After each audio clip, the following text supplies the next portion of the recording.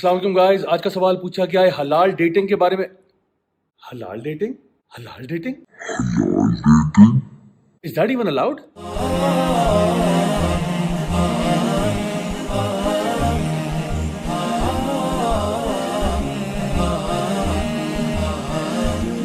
آج کے سوال میں کہ حلال ڈیٹنگ کیا ہوتی ہے، آئیے میں آپ کو بتاؤں. آپ کے لیے گڈ نیوز ہے کہ حلال ڈیٹنگ نام کی ایک چیز ہوتی ہے، اور وہ کس طرح ہوتی ہے کہ جس میں آپ، وہ اور ان کے ابا جان کسی اچھے سے ریسٹورینٹ میں کھانا کھانے کے لیے چلے جاتے ہیں.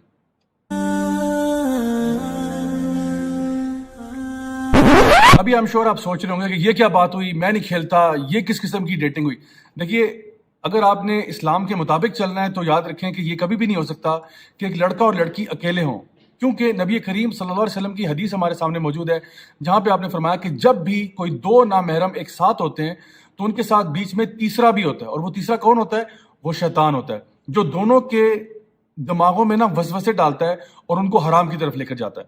ہو سکتا ہے ابھی آپ میں سے کچھ لوگ یہ سوچ رہے ہو کہ بھئی ایسے کیسے ہو سکتا ہے، اس طرح تو کبھی شادیاں ہی نہیں ہوں گی. If I don't get to know the person, I don't meet them privately, independently, how can I ever truly know someone? دیکھیے، بات اصل میں یہ ہے کہ اگر ایک لڑکا اور لڑکی کسی یونیورسٹی میں دونوں ساتھ گرل فرینڈ بوائے فرینڈ بن کے بھی ٹائم گزار رہے ہیں اور دو سال بھی انہوں نے ساتھ گزار لیے ہیں، تو اس کی کوئی گارنٹی نہیں ہے کہ وہ ایک دوسرے کو جان چکے ہیں.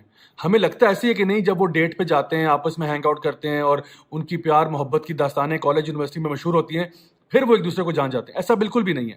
ہوتا کیا ہے کہ اصل میں آپ کو کسی بندے کا پتہ شادی کے بعد ہی چلتا ہے. یہ ایک فیکٹ آف لائف ہے، کیونکہ آپ دیکھیں، آپ جس طرح بھی اسکول کالج جاتے ہیں، آپ اپنے بیسٹ بیہیویئر پہ جاتے ہیں، آپ ماشاءاللہ سب کے سامنے اپنا ایک امپریشن بنا کے رکھتے ہیں، آپ تمیز سے اٹھتے بیٹھتے ہیں، آپ اپنی ایک پراپر آپ نے اپنا ایک امیج مینٹین کیا ہوا ہے. لیکن یہ امیج آپ کا گھر پہ نہیں ہے. اگر آپ کی اصلیت جاننی ہو تو آپ کے گھر والوں سے پوچھنا پڑے گا کہ اس بندے کی اصلیت کیا ہے. کیوں؟ کیونکہ گھر والوں کو اندر کی بات پتہ ہوتی ہے. گھر میں ہم کس طرح سے بیہیو کرتے ہیں اپنے پیرنٹس کے ساتھ، اپنے بہن بھائیوں کے ساتھ، اپنے سرونٹس کے ساتھ. اگر آپ کے گھر میں سرونٹس ہیں تو اس سے پتہ چلتا ہے کہ انسان کا اصل کیریکٹر کیا ہے. کیونکہ اسکولوں کالجوں میں تو ہر بندہ اپنے بیسٹ بیہیویئر پہ ہوتا ہے.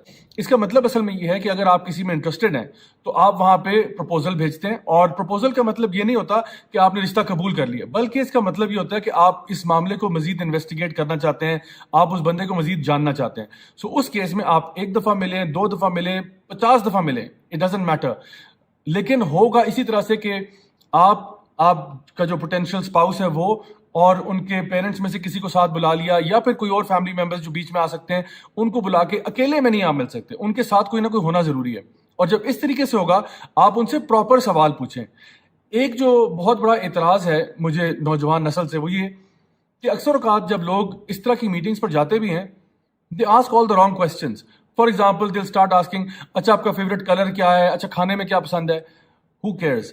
دا پوائنٹ از، اصل بات پوچھنے والی یہ ہے کہ آپ کی پرسنالٹی کیا ہے، کیسی ہے، کون سی چیزیں آپ کو اچھی لگتی ہیں، کون سی چیزیں آپ کو بری لگتی ہیں، وہ کون سی چیزیں ایسی ہیں جو کہ آپ کی پرسنالٹی میں آپ کو لگتا ہے کہ پرابلمٹک ہیں، وہ کون سی ایسی کوالٹیز ہیں جو آپ کی لوگوں کو بھی معلوم ہے، وغیرہ وغیرہ. آپ کا 5 ایئر پلان کیا ہے، 10 ایئر پلان کیا ہے، اینڈ سو آن. لیکن اس قسم کے سوال پوچھنا کہ کلر اور یہ اور وہ، اس سے آپ کی میرڈ لائف پہ کوئی خاص فرق نہیں پڑے گا. اینڈ سیکنڈلی، ہماری جو فیملیز ہیں جب وہ انویسٹیگیشن کرتی ہیں تو وہ واقعی میں بہت زیادہ انفارمیشن گیدر کر سکتی ہیں. مثلا ہماری امیوں کی جو CID ہوتی ہے وہ بڑی زبردست ہوتی ہے. وہ انویسٹیگیشن کر لیتی ہیں، بتا دیتی ہیں کہ لڑکی کا کچن دیکھ کے، اس کا بیڈ روم دیکھ کے بتا دیتی ہیں کہ حالات یہاں کیسے ہیں. اسی طرح سے ہماری بہنیں جو ہیں وہ انویسٹیگیٹ کر کے بتا سکتی ہیں کہ لڑکی کی پرسنالٹی کیسی ہے. یا اگر لڑکی والے رشتہ یعنی انویسٹیگیٹ کرنا چاہ رہے ہیں تو لڑکی کے بھائی، کزنز وغیرہ لڑکے سے مل کے بہت کچھ بتا سکتے ہیں کہ بھئی اصل میں اس کی پرسنالٹی جب وہ ہمارے ساتھ ہوتا ہے تو وہ یوں ہوتی ہے. تو اسی طرح سے آپ کو بہت ساری چیزیں پتہ چل سکتی ہیں by just a little bit of investigation. اور اس کی بیس پہ آپ نے مل لیا، آپ نے جنرل اس کے بارے میں پتہ لگا لیا، پرسنالٹی کیسی ہے، فیملی کیسی ہے، فیوچر ایسپریشنز کیا ہیں، وہ کیا چیزیں ہیں جو ان کو پسند ہیں، کیا چیزیں ان کو نہیں پسند، ان کی پرسنالٹی ٹائپ کیا ہے. اینڈ ونس یو جج دیز تھنگس، دین آپ استخارہ کرتے ہیں، اور استخارہ کرنے کے بعد آپ پروپوزل جو ہے اس کو یا تو ایکسیپٹ کر لیتے ہیں یا پھر آپ ریجیکٹ کر دیتے ہیں. اور یہ چیزیں بہرحال صرف ریلیشنز تک محدود نہیں ہیں. جتنی بھی آرگنائزیشنز کسی بندے کو ہائر کرتی ہیں وہ بھی تو ایک انٹرویو کا پروسیس کرتی ہے. وہ کون سا پہلے اس بندے کے ساتھ 2 سال ڈیٹ کرتی ہیں، پھر کہتی ہیں ہاں اب آپ ہمارے ادارے میں آ جائیں. آرمڈ فورسز میں جب بندہ ہائر ہوتا ہے تو اس کا بھی ISSB کا ٹیسٹ ہوتا ہے. یہ نہیں ہوتا کہ پہلے آرمی جو ہے اس بندے کے ساتھ ڈیٹ کرتی ہے 3 سال اور پھر کہتی ہے ہاں اب آپ فوجی بن جائیں، بلکہ ہوتا کیا ہے کہ ایک انٹرویو کا پروسیس ہوتا ہے. وہ اس سے کچھ سوال جواب پوچھتے ہیں، اس کی پرسنالٹی کی اسیسمنٹ کرتے ہیں، اس کا بیک گراؤنڈ چیک کرتے ہیں، اس کے بیس پہ وہ اپنا ایک گڈ ایسٹیمیشن لگاتے ہیں کہ انشاءاللہ یہ بندہ ہمارے لیے ایک اچھا کینڈیڈیٹ ثابت ہوگا. تو رشتے کوئی زیادہ ڈفرینٹ نہیں ہیں. رشتوں میں بھی آپ نے مل سکتے ہیں، جیسا کہ میں نے آپ کو بتایا ان کنڈیشنز میں آپ میٹنگ ایک دفعہ چھوڑ کے 50 دفعہ کریں، نو ایشو. پر ایٹ دا سیم ٹائم آپ ان سے سوال پوچھیں، اپروپریٹ سوال پوچھیں. If it works out brilliant, if it doesn't work out don't worry, try again with somebody else.